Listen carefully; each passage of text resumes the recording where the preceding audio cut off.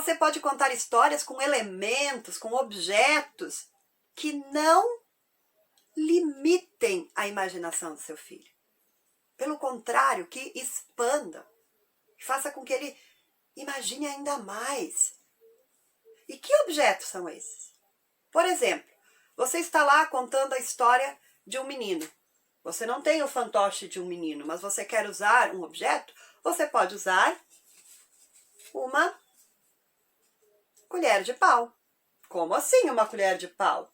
Mas na história que eu vou contar desse menino, não tem nenhuma colher de pau no meio da história. Não, você não precisa escolher uma história que tenha a ver com a colher de pau, que tem lá a colher de pau foi usada. Não, a colher de pau, naquele momento que você está contando a história, deixa de ser uma colher de pau e se transforma num menino.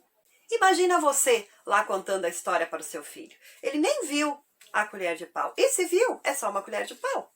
E aí você está contando a história. Era uma vez, num lugar não muito longe daqui, um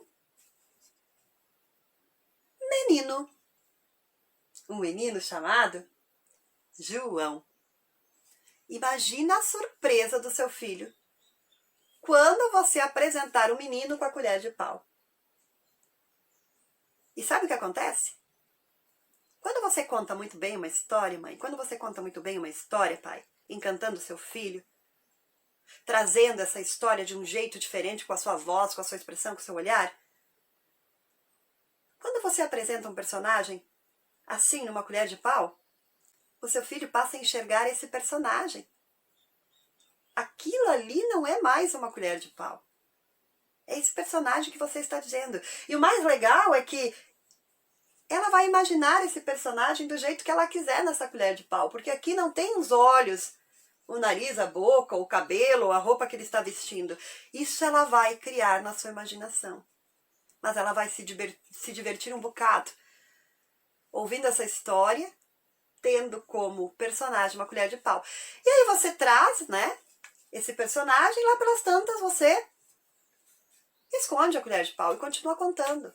Não vai usar essa colher de pau do início ao final. Outra coisa que você pode usar também, você está lá contando a história de um jacaré, por exemplo. Aí, você está contando a história do jacaré, quando de repente o jacaré pode aparecer na sua história. Sim, uma tesoura pode virar um jacaré. Ou você está lá contando uma história de um castelo. E aí, de repente, você mostra um grande castelo. Um tecido.